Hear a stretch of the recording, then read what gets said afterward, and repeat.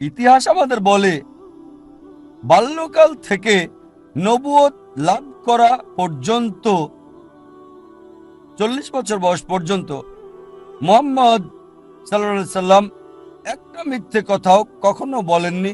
একটা মিথ্যের প্রমাণ নেই, জীবনে তিনি মিথ্যে বলেননি একটাও।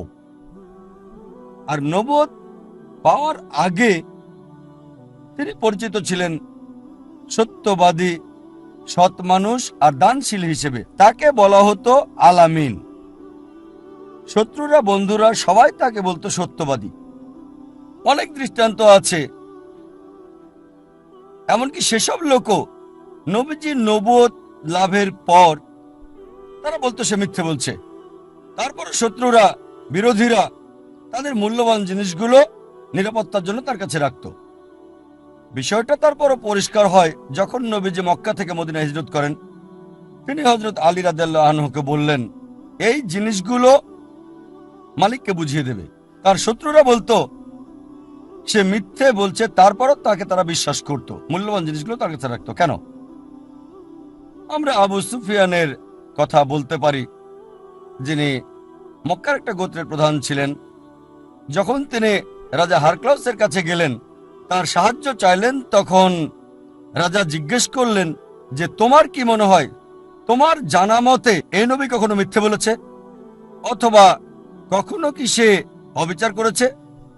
আবু সুফিয়ান, সে সময় সে নবীজির শত্রু ছিল, সে উত্তর দিল না। তাহলে কেন এমন সৎ, বিশ্বাসী, দানশীল ব্যক্তি মিথ্যে কথা বলবে? চলুন এবারে প্রাচ্যবিদ আর ইসলামের সমালোচকদের বিভিন্ন অভিযোগগুলো বিশ্লেষণ করে দেখি মুহাম্মদ সাল্লাল্লাহু আলাইহি সাল্লামের বিরুদ্ধে।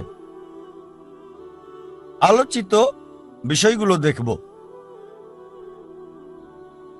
ইসলামের সমালোচকদের একটা অভিযোগ হচ্ছে যে নবী মুহাম্মদ মিথ্যে বলেছে যে সে কোরআনের রচয়িতা নয়, আর ঈশ্বরের উপর চাপিয়ে দিয়েছে স্বার্থ হাসিলের জন্য। আমরা জানি অনেক মানুষই তারা নিজেকে নবী দাবি করেছিল, ধর্মপ্রচারক দাবি করেছিল, নিজেকে সাধু দাবি করেছিল বিলাসবহুল জীবনযাপনের জন্য। পৃথিবীতে এমন হাজার হাজার উদাহরণ আছে, এমনকি এখনো। কিন্তু যদি নবীজির জীবনের দিকে তাকাই, তিনি নবুয়ত পাওয়ার আগে বিলাসবহুল জীবনযাপন করেছেন নবুয়তের পরের জীবনের চেয়ে। তিনি বিয়ে করেছিলেন 25 বছর বয়সে একজন ধনী মহিলাকে, যার নাম খাদিজা রাদিয়াল্লাহু আনহা। আর নবুয়ত পাওয়ার পরের জীবনটা ছিল তার খুবই কষ্টের। যদি চাইতেন, নবুয়তের পর তার জীবন আরো বিলাসবহুল হতো, যেমনটা এখনকার নবী আর সাধু দাবিকারীদের ক্ষেত্রে দেখা যায়। এছাড়াও অনেক সহিহ হাদিসে আমরা দেখতে পাই, নববীর হাদিস সহ রিয়াদুস সালেহিন 492 নম্বর হাদিস, যে তার একজন স্ত্রী হযরত আয়েশা রাদিয়াল্লাহু আনহা, তিনি বললেন যে এমনও সময় ছিল যখন চুলায় কোনো আগুন জ্বলতো না 1 মাস বা 2 মাসের জন্য। তার মানে এই 1 মাস বা 2 মাস রান্না করার মতো কিছু ছিল না। আর আমরা কিছু খেজুর এবং পানি খেতাম, মাঝে মাঝে প্রতিবেশীদের দেওয়া দুধ। এরকম অনেক উদাহরণ রয়েছে। এমনকি কোরআনের আয়াতও রয়েছে যে তার জীবনটা খুবই সাধারণ ছিল। সব ক্ষমতা থাকার পরও তিনি নেতা ছিলেন, চাইলে আরবের সবচেয়ে বিলাসবহুল জীবনযাপন তিনি করতে পারতেন। এ কারণে কোনো এক সময় আমাদের নবীজির স্ত্রীগণ তখন প্রতিবাদ করলেন আর বললেন, আমরা এমন জীবনযাপন করব কেন? আমাদের এত বিলাসিতার সুযোগ থাকার পরও। সাথে সাথে আল্লাহ সুবহানাহু ওয়া তাআলা আয়াত নাজিল করলেন, সূরা আহজাব অধ্যায় 33 আয়াত 28 ও 29। বলা হয়েছে, হে নবী, আপনার সাথীদের বলুন, স্ত্রীদের বলুন, যদি তারা চায় এই দুনিয়ার সুখ, চাকচিক্য চায়, আমি তোমাদের মুক্ত করে দেব। তোমরা তা করতে পারো, আমি তোমাদের অনেক সম্পদ দেব। কিন্তু যদি আখিরাতের জীবন চাও, তাহলে সেটা আখিরাতের তোমাদের দেওয়া হবে। তার মানে তার স্ত্রীগণের আপত্তি, কেন এমন সাধারণ জীবন যাপন করব যেখানে করতে পারি উন্নত জীবন যাপন? সাথে সাথে ওহী নাজিল হলো। তারপর স্বাভাবিকভাবে নবীজির স্ত্রীগণ ক্ষমা চাইলেন এবং আখিরাতের জীবনটাকেই প্রাধান্য দিলেন। আমরা আরো দেখতে পাই রিয়াদুস সালেহিনের হাদিস নাম্বার 465 ও 466, হযরত বেলাল রাদিয়াল্লাহু আনহু বললেন যে যখনই নবীজি কোনো উপহার গ্রহণ করতেন, কখনোই নিজের জন্য তিনি রাখতেন না, ভবিষ্যতের জন্য রাখতেন না, গরিবদের মাঝে বিলিয়ে দিতেন। আর এটা উল্লেখ আছে পবিত্র কোরআনে, সূরা বাকারা অধ্যায় 2 আয়াত 79। فويل للذين يكتبون الكتاب بأيديهم ثم يقولون هذا من عند الله ليشتروا به ثمنا قليلا فويل لهم مما كتبت أيديهم وويل لهم مما يكسبون। অভিশাপ তাদের উপর যারা নিজ হাতে কিতাব রচনা করে আর বলে এটা আল্লাহর পক্ষ হতে, ঈশ্বরের পক্ষ হতে, করে অতি নিকৃষ্ট মূল্য লাভের জন্য। অভিসম্পাদ তার জন্য যা তারা লেখে, অভিসম্পাদ তার জন্য যা লাভ করে থাকে। এখন চিন্তা করেন, যদি নবীজি মিথ্যে কথা বলতেন যে এই বই আল্লাহর নিকট হতে না, আসলে তিনি রচনা করতেন, খুবই সম্ভাবনা ছিল একদিন তা প্রকাশ পাবে, দেখা যাবে নিজের বইয়ে নিজেকে অভিশাপ দিচ্ছেন। অভিশাপ তাদের উপর যারা নিজ হাতে কিতাব রচনা করে আর বলে এটা আল্লাহর পক্ষ হতে। যদি তিনি নিজে কোরআন রচনা করতেন আর বলতেন সর্বশক্তিমান ঈশ্বরের পক্ষ হতে, তাহলে কখনোই এমন কথা উল্লেখ করতেন না। কিছু সমালোচক বলে থাকেন যে মুহাম্মদ নিজে কিতাব রচনা করে আল্লাহর নাম দিয়েছে, কারণ সে সুনাম, মর্যাদা, খ্যাতি আর নেতৃত্ব চেয়েছিল। মাইকেল এইচ হার্টের মতে তার বইয়ে লিখেছেন মানব ইতিহাসে সবচেয়ে প্রভাবশালী 100 ব্যক্তির নাম, আর সবার ব্যাপারেই তিনি বিশ্লেষণ করেছেন আদম আলাইহিস সালাম থেকে শুরু করে বর্তমান সময় পর্যন্ত। তিনি নবী মুহাম্মদ সাল্লাল্লাহু আলাইহি সাল্লামকে 1 নম্বরে রেখেছেন মানব ইতিহাসের সবচেয়ে প্রভাবশালী ব্যক্তি হিসেবে। তাই তিনি নেতা হতে চাইলে দাবি করতেন না যে কোরআন ঈশ্বরের পক্ষ থেকে, আসলে যদি তিনি রচনা করতেন। আর মাইকেল এইচ হার্ট কারণ দেখিয়েছেন প্রত্যেকের জন্য কেন 1 নম্বর, 2 নম্বর, 3 নম্বরে দিয়েছেন। আর বায়োগ্রাফির শেষ দিকে তিনি লিখেছেন এটা প্রশ্নাতীত সততা এবং ধর্মীয় প্রভাব যা নবী মুহাম্মদ সাল্লাল্লাহু আলাইহি সাল্লামকে সন্দেহাতীতভাবে 1 নম্বরে নিয়ে এসেছে, যিনি মানব ইতিহাসে সবচেয়ে বেশি প্রভাব বিস্তার করেছিলেন। নবী মুহাম্মদ সাল্লাল্লাহু আলাইহি সাল্লাম যদি চাইতেন খ্যাতি, যশ, ক্ষমতা, নেতৃত্ব, তিনি তা পেতেন। তার মধ্যে সব গুণই ছিল। মিথ্যে বলে কোরআনকে সর্বশক্তিমান ঈশ্বরের প্রতি আরোপের দরকার ছিল না, তার সব সম্ভাবনাই ছিল। যদি যৌক্তিকভাবে দেখেন, যদি কেউ ক্ষমতা, খ্যাতি, নেতৃত্ব, যশ, মর্যাদা চায়, পাশাপাশি তার সাথে ভালো খাবার, সুন্দর পোশাক, সুন্দর বাসস্থান, মনোরম প্রাসাদ, নিরাপত্তা ইত্যাদিও থাকে। কিন্তু যদি নবীজি মুহাম্মদ সাল্লাল্লাহু আলাইহি সাল্লামের জীবনী দেখেন, নিজে কাপড় ধুতেন, নিজের জুতা মেরামত করতেন, দুধ দোয়াতেন আর গৃহস্থালির সমস্ত কাজ নিজেই করতেন। তিনি মাটিতে বসে খেতেন। তিনি যখন যেতেন বাজারে, সাথে কোনো দেহরক্ষী থাকতো না। সরলতা এবং নম্রতার বিরল দৃষ্টান্ত ছিলেন তিনি। যে কেউ তাকে দাওয়াত করত, হোক সে দরিদ্র মানুষ, তিনি দাওয়াত গ্রহণ করতেন আর যে সমস্ত খাবার দেওয়া হতো তিনি খেতেন। এইসব কারণে তার শত্রুরাও বলা বলি করত, যা পবিত্র কোরআনে বলা আছে সূরা তাওবা অধ্যায় 9 আয়াত 61। আর সে সবার কথাই শোনে, রাগান্বিত হয়ে বলতো, আরে কেমন লোক, সে সবার কথাই শোনে, ধনী বা গরিব, সবার কথা। অনেক দৃষ্টান্ত আর উদাহরণ রয়েছে যেগুলো ইতিহাসের পাতায় লিপিবদ্ধ আর হাদিসে আছে। এমন একটা ঘটনা আছে, তা হলো আরব মুশরিকদের একজন প্রতিনিধি, নাম হলো উতবা। সে নবীজির কাছে এসে বলল যে আরবের সব সম্পদ আপনাকে দিয়ে দেব, আমরা আরবের সবচেয়ে ধনী লোক বানাবো আপনাকে, আপনি চাইলে আমাদের নেতা বানাবো, আপনাকে রাজা বানাবো, বিনিময়ে আপনাকে যা করতে হবে তা হলো এই কথা প্রচার থেকে বিরত থাকবেন যে আল্লাহ এক। যদি নবীজি নেতৃত্ব চাইতেন, যদি রাজা হতে চাইতেন, প্রস্তাব গ্রহণ করতে পারতেন, সহজ ছিল। অনেক ঘটনা রয়েছে যখন আরবের মুশরিকরা তার চাচা আবু তালিবকে বলল যে তোমার ভাতিজাকে বিরত হতে বলো বিশ্বভ্রাতৃত্বের আহ্বান আর এক ঈশ্বর থেকে। নবীজি চাচাকে উত্তর দিলেন, যদি তারা আমার ডান হাতে সূর্য আর বাম হাতে চাঁদ এনে দেয়, আমি বিরত হব না সত্য প্রচারে, আমি সত্য প্রচারে থামব না যতদিন আমার জীবন আছে, অথবা আল্লাহ যদি না চান। এক সময় নবীজির ছেলে ইব্রাহিম মারা গেলেন, আর তখন সূর্য গ্রহণ হচ্ছিল। লোকজন বলা বলি করলো, এটা ঈশ্বরের নিদর্শন, সূর্য বিষণ্ণ হচ্ছে, কারণ একজন মারা গেছে, সে হচ্ছে নবী মুহাম্মদ সাল্লাল্লাহু আলাইহি সাল্লামের ছেলে। তারপর নবীজি উত্তর দিলেন আর বললেন, সূর্য এবং চন্দ্র এগুলো আল্লাহ সুবহানাহু ওয়া তাআলার সৃষ্টি, কোন মানুষের জন্ম অথবা মৃত্যুর কারণে চন্দ্র সূর্য গ্রহণ হয় না।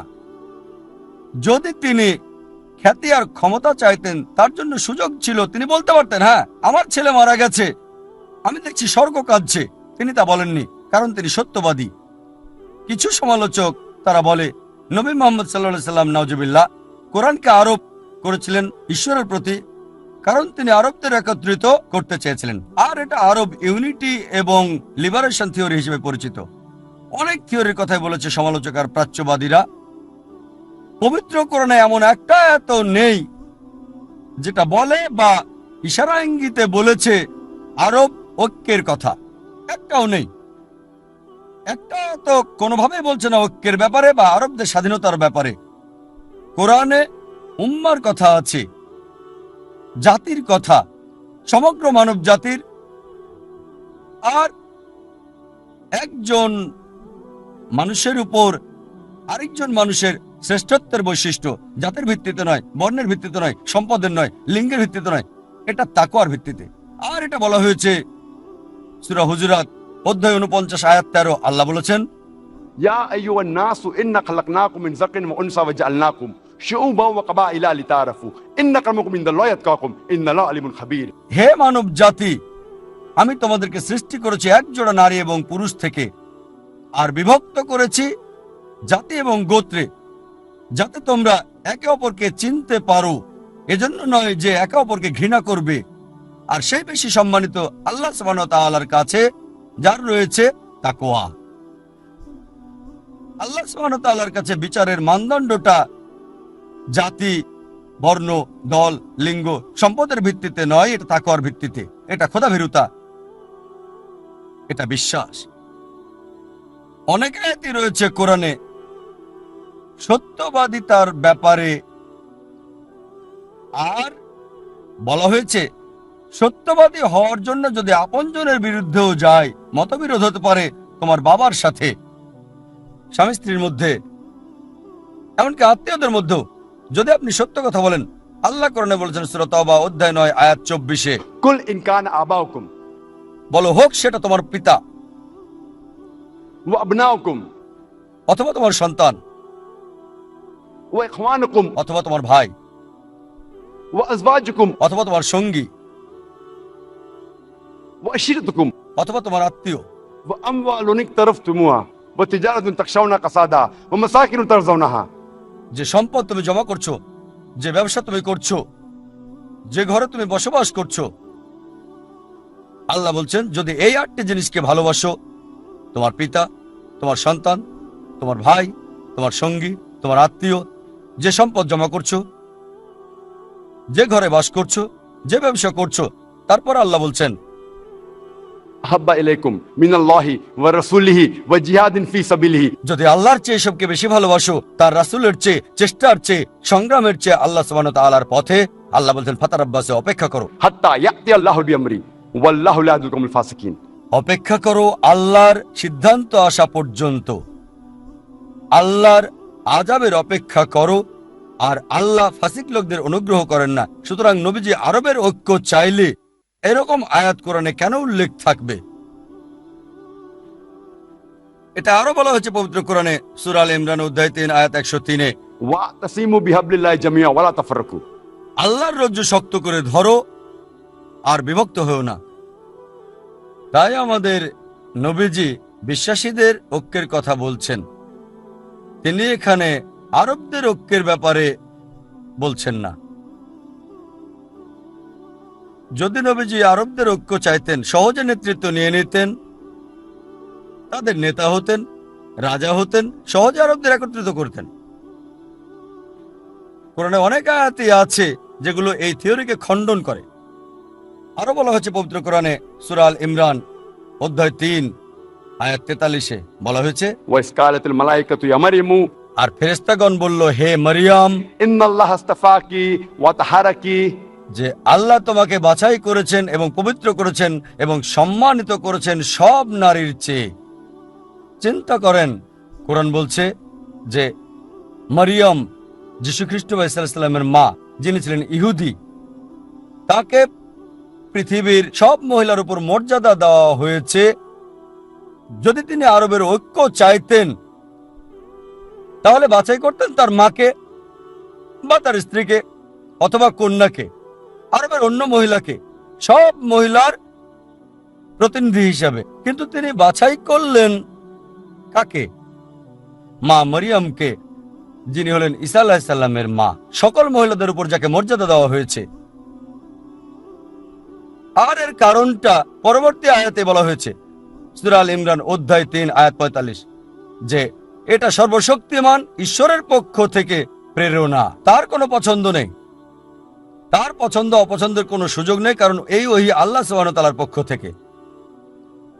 আরো অন্যান্য অনেক আয়াত রয়েছে পবিত্র কোরআনে অনেক জায়গায়, সূরা বাকারা অধ্যায় 2 আয়াত 47-এ, যে তুমি কি আমার অনুগ্রহের কথা জানো না, আমি যা করেছিলাম ইসরায়েলের সন্তানদের উপর, ইসরায়েলের উপর। তাই কোরআনের এই সবগুলো আয়াত যদি নবী মুহাম্মদ নাউজুবিল্লাহ কোরআনের রচয়িতা হতেন, আল্লাহ মাফ করুন, তাহলে কেন তিনি এই আয়াত কোরআনে বলবেন? আরেকটা অভিযোগ বা থিওরি, যেটা পরিচিত থিওরি অব মোরাল রিফরমেশন। নবী মুহাম্মদ কোরআনকে সর্বশক্তিমান ঈশ্বরের বাণী বলেছেন কারণ মানুষকে পুনর্গঠন করতে চেয়েছিলেন। তাহলে কেন একজন মানুষ মিথ্যে বলবে যে মানুষকে মোরালে রিফর্ম করতে চায়? যদি সত্যবাদী হতে চান, মিথ্যে দিয়ে সেটা হতে পারবেন না। উদ্দেশ্য আর কাজের মধ্যে মিল থাকতে হবে। আর কোরআন বলছে সূরা আনাম অধ্যায় 6 আয়াত 93, যে তার চেয়ে আর কে পাপী হতে পারে মানুষের মধ্যে যে সর্বশক্তিমান ঈশ্বরের উপর মিথ্যে কথা বলে আর বলে ঈশ্বরের ওহী পেয়েছে, আসলে সে পায় নাই। এই সম্ভাবনা ছিল যে পরবর্তীতে নবীজির বিষয়গুলো প্রকাশ পেত আর নিজেকে খারাপ বলে আখ্যায়িত করতেন নিজের বইয়ে, যদি রচয়িতা হতেন নাউজুবিল্লাহ, আল্লাহ মাফ করুন। এটা বলা হয়েছে সূরা হাক্কায় অধ্যায় 69 আয়াত 44, 45, 46, 47, যে যদি নবীর কোনো কথা আমার নামে চালিয়ে দিত, অবশ্যই তার ডান হাত ধরে ফেলতাম এবং তার জীবন ধমনী আমি কেটে ফেলতাম, আর তোমাদের মধ্যে কেউ তাকে রক্ষা করতে পারত না। আল্লাহ কোরআনে বলছেন, যদি নবী বা অন্য কোনো মানুষ মিথ্যা আবিষ্কার করত বা আল্লাহর নামে মিথ্যে চালিয়ে দিত, সর্বশক্তিমান ঈশ্বর সেই নবীর ডান হাত চেপে ধরতেন আর তার জীবন ধমনী কেটে ফেলতেন, আর কেউ তাকে রক্ষা করতে পারত না। আর কিছু লোক আছে যারা বলে নাউজুবিল্লাহ নবী মুহাম্মদ সাল্লাল্লাহু আলাইহি সাল্লাম ভুগতেন মাইথোম্যানিয়ায়। এটা মানসিক সমস্যা। যার দ্বারা মানুষ মিথ্যে কথা বলে এবং ওই মিথ্যেকে বিশ্বাসও করে। মাইথোম্যানিক হলো এমন ব্যক্তি যে মিথ্যে কথা বলে আর সেই মিথ্যাকে সে বিশ্বাসও করে। আর একজন মনোবিজ্ঞানী তাকে চিকিৎসা করে কিছু বাস্তবতা দিয়ে। ধরেন কেউ বলল যে আমি রাজা, চিকিৎসক তাকে বলবে না যে তুমি ঘোরে আছো, চিকিৎসক বলবে তুমি রাজা, তাহলে রানী কোথায়? তখন মাইথোম্যানিক বলবে রানী তার মায়ের প্রাসাদে গেছে। তোমার মন্ত্রী কোথায়? মন্ত্রী মারা গেছে। দেহরক্ষীরা কোথায়? আপনি যত তাকে বাস্তবতার মুখোমুখি করবেন তখন সে বলবে যে আমি রাজা নই। আর যদি আপনি কোরআন দেখেন, কোরআন বাস্তবতার কথা বলে, বাস্তবতার উদাহরণ দিতে থাকে, বাস্তবতার। তাই কোরআন হলো মাইথোম্যানিয়াকদের জন্য চিকিৎসা। এটা মাইথোম্যানিয়াক রোগীর লেখা বই নয়, নাউজুবিল্লাহ।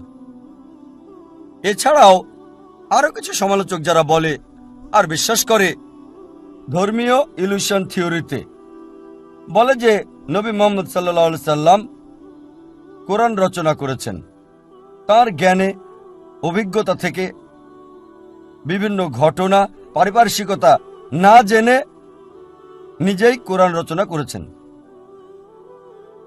অনেকে বলে নাউজুবিল্লাহ, আল্লাহ মাফ করুন, তিনি পাগল ছিলেন।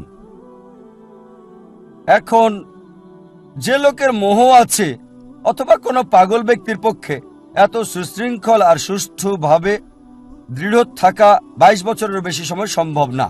কোরআন এক সময়ে বা একদিনে বা এক মুহূর্তে নাজিল করা হয়নি, এটা 22 বছরের বেশি সময়ে নাজিল করা হয়েছে। কোনো ব্যক্তি যার মোহ আছে বা মানসিক রোগের পক্ষে 22 বছরের বেশি সময় দৃঢ় থাকা সম্ভব নয়। অনেক উপলক্ষই আছে, যেমন ধরেন সূরা কাহফ অধ্যায় 18 আয়াত 22। যখন লোকজন গুহাবাসীর ব্যাপারে প্রশ্ন করত বা জুলকারনাইন সম্পর্কে, তিনি বলতেন আগামীকাল তোমাকে বলবো। কিন্তু নবীজি পরদিন উত্তর দিতে পারেননি। তাকে 15 দিন পর্যন্ত অপেক্ষা করতে হয়েছে, যতক্ষণ না সূরা কাহফ নাজিল হয় অধ্যায় 18 আয়াত 23 এবং 24, যে হে নবী, কখনো তুমি কোনো কথা নিজে বলো না ইনশাল্লাহ ছাড়া, যদি আল্লাহ চান। চিন্তা করেন, 15 দিন নবীজি টেনশনে ছিলেন, চিন্তিত ছিলেন, কেন ওহী আসছে না আমার কাছে। তারপর আল্লাহ ওহী পাঠালেন যে কখনো বলো না আমি আগামীকাল বলবো ইনশাল্লাহ ছাড়া, মানে যদি আল্লাহ চান, যদি ঈশ্বর চান। যদি তিনি নিজে কোরআন লিখতেন, সাথে সাথে উত্তর দিতেন বা পরবর্তীতে উত্তরটা দিতেন। আর দেরি হওয়ার কারণে অনেকে ইসলাম ধর্ম গ্রহণ করেছিল। তারা বুঝেছিল এটা কোনো মানুষের রচনা হতে পারে না, এটা অবশ্যই ঐশ্বরিক বাণী। আর এই আয়াত এখন আমরা পবিত্র কোরআনে দেখতে পাই। যদি তিনি নিজে রচনা করতেন তাহলে কেন তিনি এই আয়াত উল্লেখ করবেন কোরআনে? এর মানে নবী মুহাম্মদ সাল্লাল্লাহু আলাইহি ওয়াসাল্লাম নাউজুবিল্লাহ পাগল ছিলেন না, মোহে ছিলেন না। আরেক শ্রেণীর মানুষ যারা বলে নবী মুহাম্মদ সাল্লাল্লাহু আলাইহি ওয়াসাল্লাম নাউজুবিল্লাহ পাগল ছিলেন, যখন বলবেন কিভাবে পাগল ছিলেন, তারা বলবেন না আসলে মিথ্যাবাদী, প্রমাণ করবেন মিথ্যাবাদী না, তখন তারা বলে দুটোই ছিল। একজন মানুষ হয় পাগল হবে না হয় মিথ্যাবাদী, কখনো দুটোই হতে পারে না। কারণ একজন পাগলকে যখন প্রশ্ন করবেন সাথে সাথে উত্তর দিবে, হোক যৌক্তিক বা অযৌক্তিক। একজন মিথ্যাবাদী চিন্তা করবে, চেষ্টা করবে আর সঠিক উত্তর দেবে। তাই দুটো হচ্ছে সাংঘর্ষিক। আমরা জানি নবীর তিনটার কোনোটাই ছিলেন না, পাগলও ছিলেন না, মিথ্যাবাদীও না, কোনোটাই ছিলেন না। তাই এই সবগুলো উত্তর থেকে নিশ্চিত ভাবে আমরা বলতে পারি নবী মুহাম্মদ সাল্লাল্লাহু আলাইহি ওয়াসাল্লাম কোরআন রচনা করেননি। এবার দ্বিতীয় ক্যাটাগরি নিয়ে বলি, যে নবীজি কোরআন অন্য উৎস থেকে শিখেছিলেন বা নকল করেছেন অথবা অন্য ধর্মগ্রন্থ থেকে তিনি চুরি করেছিলেন। বিভিন্ন ধরনের অভিযোগ করে থাকে অমুসলিমরা আর ইসলামের সমালোচকেরা যে নবী মুহাম্মদ কোরআন শিখেছিলেন একজন রোমান কামারের কাছে, সে মক্কার নিকটে বাস করত। আল্লাহ সুবহানাহু ওয়া তাআলা ওহী নাজিল করলেন সূরা নাহল অধ্যায় 16 আয়াত 103, আমি জানি তারা বলে তুমি অন্য কারো কাছ থেকে কিতাব শিখেছো, কিন্তু তারা জানে না তার ভাষা আরবি ছিল না, আর কোরআন ছিল বিশুদ্ধ আরবি ভাষায়। রোমান কর্মকার খুব একটা আরবি জানতো না, সে ছিল বিদেশি, আর আপনি বলছেন নবীজি তার কাছে শিখেছিল। আর কোরআন এই বই রচনা করা হয়েছে বিশুদ্ধ সুন্দর আরবি ভাষায়। অনেকটা এমন যে একজন চাইনিজ যে ভালো ইংরেজি জানে না, সে শেক্সপিয়ারকে কবিতা লেখা শিখিয়েছে। আরেকটা অভিযোগ যে নবীজি মুহাম্মদ সাল্লাল্লাহু আলাইহি ওয়াসাল্লাম কোরআনের বিষয়গুলো জেনেছিলেন ওরাকার নিকট। ওরাকা ইবনে नौफल নবীজির স্ত্রী হযরত খাদিজা রাদিয়াল্লাহু আনহার আত্মীয়। তবে ইতিহাস পড়লে জানা যায় যে নবী মুহাম্মদ সাল্লাল্লাহু আলাইহি সাল্লামের ওরাকার সাথে সাক্ষাৎ হয়েছে মাত্র 2 বার। প্রথমটা নবুয়ত পাওয়ার আগে, নবীজি ইবাদত করছিলেন কাবায়, ওরাকা তখন নবীজির কপালে চুমু দিয়েছিলেন। দ্বিতীয়বার যখন নবীজির কাছে প্রথম ওহী আসলো, নবীজিকে পবিত্র আর পরিচ্ছন্ন করা হয়েছিল, তার স্ত্রী ওরাকার কাছে নিয়ে গেছিলেন। জীবনে মাত্র 2 বার। প্রথম ওহী নাজিল হওয়ার পরই, প্রথম ওহী নাজিলের 3 বছর পর সে মারা যায়। আর এই কোরআন নাজিল হয়েছে 22 বছরের বেশি সময়। চিন্তা করুন, 2 বার সাক্ষাৎ হয়েছে, তার কাছে শিক্ষা নেওয়া কিভাবে সম্ভব? সেই লোক মারা যায় সর্বশেষ সাক্ষাতের 3 বছর পর, ওহী নাজিলের পর। সুতরাং এটা অযৌক্তিক যে ওরাকার কাছে শিখেছিলেন। ওরাকা ছিলেন আরব খ্রিস্টান, আরবের ছিলেন, তবে ধর্মান্তরিত খ্রিস্টান। তাই এটা নিশ্চিত নবীজি তার কাছে শেখেননি। কিছু লোক আছে যারা বলে যে নবীজি কোরআন শিখেছিলেন ইহুদি আর খ্রিস্টানদের কাছে যখন তাদের সাথে ছিলেন। আমরা জানি যে নবীজি দাওয়াত দিয়েছিলেন ইহুদি খ্রিস্টানদের মদিনা যাওয়ার পর, ওহী নাজিলের 13 বছর পরে। তাই তাদের কাছে শেখার দাবি অযৌক্তিক। আর বিভিন্ন আলোচনায় আমাদের নবীজি বিভিন্ন তথ্য দিয়ে তাদের সাহায্য করতেন। আর অনেক লোকেরা যাদের সাথে তিনি কথা বলতেন তাদের অনেকে ইসলামে এসেছিল, তাহলে নবীজি তাদের সাহায্য করতেন, তারা নবীজিকে সাহায্য করত না। আরো কিছু লোক আছে যারা বলে যে তিনি শিখেছিলেন আরবের বাইরে কারো কাছে। আর আমরা জানি নবী মুহাম্মদ সাল্লাল্লাহু আলাইহি সাল্লাম মক্কার বাইরে গিয়েছিলেন নবুয়ত লাভের আগে মাত্র 3 বার। একবার মদিনায় 6 বছর বয়সে, দ্বিতীয়বার 9 থেকে 11 বছরের মাঝে চাচার সাথে সিরিয়ায় ব্যবসার উদ্দেশ্যে, আর 25 বছর বয়সে গিয়েছিলেন সিরিয়াতে যখন তিনি হযরত খাদিজা রাদিয়াল্লাহু আনহার ব্যবসা দায়িত্ব নেন। মক্কার বাইরে গিয়েছেন শুধুমাত্র 3 বার। এখন যদি বলে তিনি মক্কার বাইরে গিয়েছেন 3 বার আর কোরআনের সবকিছু শিখেছেন 3 বারে, এটা অযৌক্তিক। আরো যদি দেখেন অন্য কারো কাছে কোরআন শিখার দাবিটা অযৌক্তিক, কারণ তিনি খুবই ব্যস্ত থাকতেন, সব সময় লোকজন তাকে ঘিরে রাখত, তিনি ব্যস্ত থাকতেন, লোকদের সাথে সময় দিতে হতো তাকে, এতই ব্যস্ত ছিলেন। কোরআন বলছে নবীকে বিশ্রাম দাও। তাই যদি কারো কাছে কোরআন শিখতেন অবশ্যই তা প্রকাশ পেয়ে যেত। তার শত্রুরা তাকে সব সময় চোখে চোখে রাখত। যদি গোপনে কারো সাথে দেখা করতেন অবশ্যই তা প্রকাশ পেত। এছাড়াও একটা বাস্তবতা যে নবীজি ছিলেন নিরক্ষর, এটাই যথেষ্ট এই সব অভিযোগ বাতিলের জন্য যে তিনি কোরআন নকল করেছিলেন। আর আল্লাহ পবিত্র কোরআনে বলেন, সূরা আনকাবুত অধ্যায় 29 আয়াত 48, যে তুমি তো এর আগে কোনো কিতাব পড়নি, কোরআন নাজিলের আগে অন্য কোনো বইও তুমি কখনো লেখনি এর আগে। তাহলে তো সন্দেহ পোষণকারীরা সন্দেহ করত, তার মানে সর্বশক্তিমান ঈশ্বর যিনি সব জানেন তিনি জানতেন যে লোকজন অভিযোগ তুলবে যে কোরআন নবীজি রচনা করেছেন। তিনি এটা জানতেন, তাই সর্বশেষ এবং চূড়ান্ত বার্তাবাহক নবী মুহাম্মদ সাল্লাল্লাহু আলাইহি ওয়াসাল্লাম ছিলেন নিরক্ষর, উম্মি। সমালোচকদের জন্য এই সুযোগ নেই, একটা অভিযোগ করার মতো কোনো সুযোগ নেই। আল্লাহ সামান্য কোনো সুযোগও দেন নাই অহংকারীদের জন্য, সামান্য সুযোগও রাখেননি যে কেউ হয়তো বলবে নবীজি কোরআন লিখেছেন। এটার উল্লেখ আছে সূরা আরাফ অধ্যায় 7 আয়াত 157। বলা হয়েছে যে তারা নিরক্ষর নবীর অনুসরণ করে, যার কথা তাদের গসপেলে উল্লেখ করা আছে, তাদের গ্রন্থে আছে। এখানে বলা হয়েছে নবীজি ছিলেন অশিক্ষিত, নিরক্ষর। আর আমরা দেখি অনেক ভবিষ্যৎবাণী আছে নবীজি সম্পর্কে ওল্ড টেস্টামেন্টে আর পাশাপাশি নিউ টেস্টামেন্টেও। বাইবেলের অনেক জায়গায় বলা হয়েছে। আর এটা স্পষ্টভাবে বলা হয়েছে বুক অব আইজায়া অধ্যায় 29 অনুচ্ছেদ 12 যে তাকে কিতাব দেওয়া হবে যে পড়তে জানে না। যখন তাকে বলা হবে পড়ো, এটা পড়ো, সে বলবে আমি পড়তে পারি না। ঠিক এই ব্যাপারটাই ঘটেছিল যখন প্রথম ওহী নাজিল হলো নবী মুহাম্মদ সাল্লাল্লাহু আলাইহি ওয়াসাল্লামের কাছে। যখন ফেরেশতা জিবরাইল বলল ইকরা, পড়ো, তিনি বললেন মা আনা বিকারি, আমি পড়তে পারি না। তাই একজন নিরক্ষর নবীর পক্ষে সম্ভব নয় নকল করা। আর ইতিহাস বলে যে প্রথম আরবি বাইবেল, আরবি ভার্সন, আরবি লেখা বাইবেলের অনুবাদ ছিল নবীজির জীবিত অবস্থায়।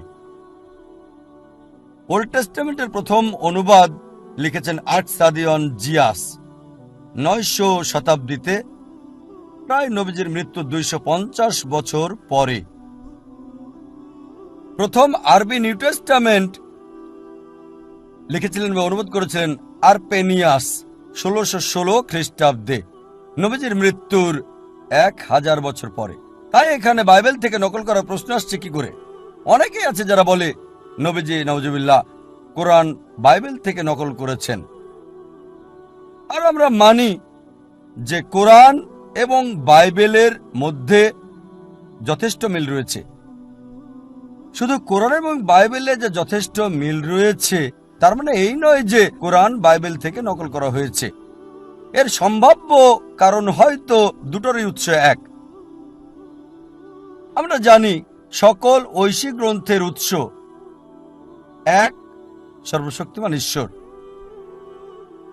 ধরেন একজন ছাত্র এ পরীক্ষায় সে বিজ্ঞানের বই থেকে নকল করেছে, স্টুডেন্ট বিও সে একই বই থেকে নকল করেছে। তার মানে এই নয় যে বি নকল করেছে এ কে অথবা এ করেছে বি কে, দুজনে নকল করেছে আসল উৎস বিজ্ঞানের বই থেকে। একইভাবে সব ওহীর উৎস সর্বশক্তিমান ঈশ্বর। এছাড়াও কেউ যদি কিছু নকল করে সে কখনোই যার কাছ থেকে নকল করেছে তার নামটা লিখবে না। কোরআন নবী ঈসা আলাইহিস সালামকে যথাযথ সম্মান দিয়েছে। তিনি বাইবেল থেকে নকল করলে কেন তিনি ঈসা আলাইহিস সালামকে সম্মান দেখাবেন? যদি কেউ তার নিকট কারো কাছ থেকে নকল করে সে কখনোই বলবে না যে আমার প্রতিবেশী খুব ভালো বা বিজ্ঞানে খুবই মেধাবী। তাই যদি নবীজি বাইবেল থেকে নকল করেন কেন তিনি মুসা আলাইহিস সালাম বা ঈসা আলাইহিস সালাম আর সকল নবীকে সম্মান দেখাবেন? যদি তারা বলে যে কোরআন নকল করা হয়েছে বাইবেল থেকে কারণ অনেক ক্ষেত্রে মিল আছে, এখন যদি বলি যিশু ঈসা আলাইহিস সালাম নাউজুবিল্লাহ তিনি ওল্ড টেস্টামেন্ট থেকে নকল করেছেন কারণ অনেক মিল রয়েছে ওল্ড টেস্টামেন্ট এবং নিউ টেস্টামেন্টে। আমরা জানি মিল থাকার কারণ দুটোই একই উৎস থেকে এসেছে, মানে এক, সর্বশক্তিমান ঈশ্বর। আর আমরা ইসলামে 4টি ঐশী গ্রন্থের কথা জানি, তাওরাত, জাবুর, ইনজিল আর কোরআন। তাওরাত হলো সেই ওহী গ্রন্থ যা মুসা আলাইহিস সালামের উপর নাজিল হয়েছে। জাবুর হলো সেই ওহী গ্রন্থ যা দাউদ আলাইহিস সালামের উপর নাজিল হয়েছে। ইনজিল হলো সেই ওহী গ্রন্থ যা দেওয়া হয়েছে নবী সাল্লাল্লাহু আলাইহি সাল্লামকে। আর পবিত্র কোরআন হলো সর্বশেষ এবং চূড়ান্ত বার্তা যা দেওয়া হয়েছে সর্বশেষ বার্তাবাহক নবী মুহাম্মদ সাল্লাল্লাহু আলাইহি সাল্লামকে। যদিও সব ঐশী বাণী সবগুলো গ্রন্থ এসেছে কোরআনের আগে, সেগুলোর আসল রূপে নেই, বদলে গেছে, পরিবর্তন হয়ে গেছে, বদলানো হয়েছে। তারপরও ওইসব গ্রন্থের কিছু অংশ আসল রূপে রয়েছে। তাই যদি যাচাই করে দেখতে চান কোনটা সঠিক আর কোনটা ভুল, ফুরকান দিয়ে করতে হবে। সেটা হচ্ছে পবিত্র কোরআন। যদি কোরআনের সাথে মিলে যায় আমাদের কোনো সমস্যা নেই সেটাকে ঈশ্বরের বাণী বলে মেনে নিতে। অনেক মানুষই আছে যারা হয়তো জানে না বা জ্ঞান নেই কোরআন এবং বাইবেলের। তাহলে কিভাবে আমরা আলাদা করব কোনটা সঠিক বা কে কাকে নকল করছে? ভালো উপায় হচ্ছে বিজ্ঞানের পরীক্ষা। যদি আমরা এই দুটো গ্রন্থকে বিজ্ঞান দিয়ে পরীক্ষা করি আসল পার্থক্য আলাদা করতে পারবো। যখন আধ্যাত্মিকভাবে চিন্তা করি আমরা জানি যে কোরআন এবং বাইবেল হচ্ছে এক, কিন্তু যদি গবেষণা করে দেখি বা বিশ্লেষণ করলে দেখি অনেক পার্থক্য দুটোর মধ্যে আছে। যখন বাইবেল পড়ি, এটা উল্লেখ আছে বাইবেলের ফার্স্ট বুকে, বুক অব জেনেসিস অধ্যায় 1, যে সর্বশক্তিমান ঈশ্বর তিনি সৃষ্টি করেছেন স্বর্গ এবং পৃথিবী 6 দিনে। আর এই 6 দিন হলো 24 ঘন্টার দিন। এটা বাইবেলের ভাষায়। কোরআন ও বিশ্ব সৃষ্টির ব্যাপারে বলা হয়েছে সর্বশক্তিমান ঈশ্বর স্বর্গ এবং পৃথিবী সৃষ্টি করেছেন 6টা আইয়ামে। আইয়াম হচ্ছে ইয়ামের বহু বচন। ইয়ামের একটা অর্থ হচ্ছে 24 ঘন্টার দিন, তবে আরেকটা আরবি অর্থ একটা দীর্ঘ সময়, যুগ। এখন বিজ্ঞানীরা বলে যে এই বিশ্ব সৃষ্টি করা হয়েছে বিলিয়ন বিলিয়ন বছরে, তাই যদি বলা হয় 24 ঘন্টা 6 দিনে, সেটা ভুল। তবে কোরআনের ব্যাপারে বিজ্ঞানীদের কোনো আপত্তি নেই। যখন কোরআন বলছে স্বর্গ এবং পৃথিবী সৃষ্টি করা হয়েছে 6 আইয়ামে, মানে 6টা দীর্ঘ সময়ে, 24 ঘন্টার দিনে নির্দিষ্ট করা ছাড়া। আবার বাইবেলে বলা হয়েছে ফার্স্ট বুকে, বুক অব জেনেসিস অধ্যায় 1 অনুচ্ছেদ 3 থেকে 5, যে সর্বশক্তিমান ঈশ্বর সৃষ্টি করেছেন দিন এবং রাত প্রথম দিনে, আলো সৃষ্টি করেছেন প্রথম দিনে। আবার জেনেসিস বলছে অধ্যায় 1 অনুচ্ছেদ 14 থেকে 19, আলোর উৎস মানে তারা এবং সূর্যকে সৃষ্টি করা হয়েছে চতুর্থ দিনে। চিন্তা করেন, আলো সৃষ্টি করা হয়েছে প্রথম দিনে আর উৎস সৃষ্টি হয়েছে চতুর্থ দিনে। সূর্য এবং চন্দ্র সৃষ্টি হয়েছে চতুর্থ দিনে, আর সূর্য এবং তারার আলো সৃষ্টি হয়েছে প্রথম দিনে। এটা অযৌক্তিক। কিভাবে সূর্যের আগে আলো আসা সম্ভব? কোরআন স্বর্গ এবং পৃথিবী সৃষ্টির ব্যাপারে বলে, তবে সেটা অযৌক্তিক, কোনো কিছু বলে না। আবার বলা হয়েছে বাইবেলের প্রথম বুকে, বুক অব জেনেসিস অধ্যায় 1 অনুচ্ছেদ 9 থেকে 13, বলছে পৃথিবী সৃষ্টি করা হয়েছে তৃতীয় দিনে। আর জেনেসিস অধ্যায় 1 অনুচ্ছেদ 14 থেকে 19 বলছে সূর্য এবং চন্দ্র সৃষ্টি হয়েছে চতুর্থ দিনে। বিজ্ঞান আমাদের বলছে যে পৃথিবী এবং চাঁদ প্রথমটার অংশ, মানে সূর্যের অংশ। তাই যদি বলা হয় পৃথিবী সৃষ্টি করা হয়েছে মূল সৃষ্টি সূর্যের আগে, এটা অবৈজ্ঞানিক। কোরআন সৃষ্টির ব্যাপারে বলছে সূর্য, চাঁদ আর পৃথিবীর, তবে কোরআন বলছে ধারাবাহিক সৃষ্টির কথা। চিন্তা করেন, নবীজি মুহাম্মদ সাল্লাল্লাহু আলাইহি ওয়াসাল্লাম নকল করেছিলেন বাইবেল থেকে আর ধারাবাহিকতা বদলে ফেলেছেন। তিনি বলেন না, দুটো একসাথে সৃষ্টি। বাইবেল আবার বলছে বুক অব জেনেসিস অধ্যায় 1 অনুচ্ছেদ 9 থেকে 13, যে সর্বশক্তিমান ঈশ্বর শাকসবজি আর গাছপালা সৃষ্টি করেছেন তৃতীয় দিনে। আবার জেনেসিস অধ্যায় 1 অনুচ্ছেদ 14 থেকে 19, সূর্য সৃষ্টি করলেন চতুর্থ দিন। বিজ্ঞান বলছে এটা কখনোই সম্ভব নয় যে সূর্যের আলো ছাড়া গাছপালা হওয়া। এটা সম্পূর্ণ অবৈজ্ঞানিক। আবার বাইবেল বলছে জেনেসিস অধ্যায় 1 অনুচ্ছেদ 16, যে সর্বশক্তিমান ঈশ্বর দুটো বড় আলো সৃষ্টি করেছেন। বড়টা হলো সূর্য দিনে আলো দেওয়ার জন্য, আর ছোটটা হচ্ছে চাঁদ রাতের বেলা আলো দেওয়ার জন্য। দেখেন, বাইবেল বলছে সূর্যের আলো আর চাঁদের আলো তাদের নিজস্ব। বাইবেল বলছে চাঁদের নিজস্ব আলো আছে। কোরআন বলছে সূরা ফুরকান অধ্যায় 25 আয়াত 61-তে চাঁদের আলো তার নিজস্ব আলো নয়, প্রতিফলিত আলো। চিন্তা করেন, নবীজি বাইবেল থেকে নকল করেছেন আর সংশোধন করেছেন। নিজস্ব আলো নয়, প্রতিফলিত আলো। মানবীয়ভাবে সম্ভব নয়। শুধু যার পক্ষে সম্ভব তিনি ঈশ্বর।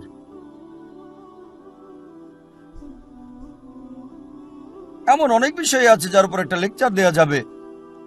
আমার একটা বিতর্ক হয়েছিল ডাক্তার উইলিয়াম ক্যাম্বেলের সাথে। বিষয়টা ছিল কোরআন এবং বাইবেল বিজ্ঞানের আলোকে। আর সেখানে বলেছি বাইবেলের অবৈজ্ঞানিক বিষয়গুলোর কথা এখানে বিস্তারিত বলার সময় নেই। অনেক অবৈজ্ঞানিক বিষয় উল্লেখ আছে বাইবেলে যেগুলো কোরআনের মধ্যে নেই। যেমন ধরেন, বাইবেল অনুযায়ী আদম আলাইহিস সালাম পৃথিবীতে এসেছিলেন ৫৮,০০০ বছর আগে। বিজ্ঞান আমাদের বলে মানুষের অস্তিত্ব এসেছে লক্ষ লক্ষ বছর আগে। কোরআন আদম আলাইহিস সালাম সম্পর্কে বলে, তবে নির্দিষ্ট কোনো তারিখ নাই। বাইবেল বলছে জেনেসিস অধ্যায় 6-7 আর 8-এ নূহ আলাইহিস সালাম এবং বন্যা সম্পর্কে বলা হয়েছে পুরো পৃথিবী পানির নিচে ছিল। নূহের সময়ে সেটা আনুমানিক 21-22 শতাব্দী বিসি। কোরআন নূহ আলাইহিস সালাম সম্পর্কে বলছে, তবে নির্দিষ্ট তারিখ দেয়নি। এমনকি বন্যা সম্পর্কেও বলছে, তবে বলা হয়েছে নির্দিষ্ট এলাকার বন্যার কথা শুধু প্লাবিত করেছিল উম্মাকে, মুসা আলাইহিস সালামের অনুসারীদের, পুরো পৃথিবীকে নয়। এখন পুরাতত্ত্বের চিহ্ন আমাদের বলছে মিশরের 11 রাজা এবং ব্যাবিলনের 3য় রাজা শাসন ক্ষমতায় ছিলেন একটানা 21 এবং 22 খ্রিস্টপূর্ব পর্যন্ত। তাই পুরাণিক তত্ত্ব বলছে যে বাইবেলে যা বলা হয়েছে তা সম্পূর্ণ ভুল। এমন অনেক উদাহরণ আছে, শতটা বলতে পারেন, সব বলার সময় নেই। সুতরাং অবশ্যই এই কোরআন বাইবেল থেকে নকলও করা হয়নি, কোনো মানুষও রচনা করেনি। যা কোরআনে বলা হয়েছে সূরা সাজদা অধ্যায় 32 আয়াত 1-2, বলা হয়েছে তারা বলে সে তা রচনা করেছে। না, এটা তাদের প্রভুর নিকট থেকে সত্য, যাতে সে মানুষকে উপদেশ দিতে পারে যাদের কাছে আগে কোনো সতর্ককারী আসেনি। তাই আমরা সন্দেহাতীতভাবে বলতে পারি নবী মুহাম্মদ সাল্লাল্লাহু আলাইহি ওয়াসাল্লাম এই কোরআন রচনাও করেননি, তিনি নকল বা চুরি বা অন্য কোনো উৎস থেকে শিখেও আসেননি। এছাড়াও আমরা জানি পবিত্র কোরআন অন্যান্য ধর্মগ্রন্থের মতো না, বা অন্যান্য গল্পের বইয়ের মতো না যেগুলো মানুষে লিখেছে, যেগুলো নির্দিষ্ট শুরু রয়েছে। কোনো এক সময় শেয়াল আর আঙ্গুর, কোনো সময় নেকড়ে আর খরগোশ।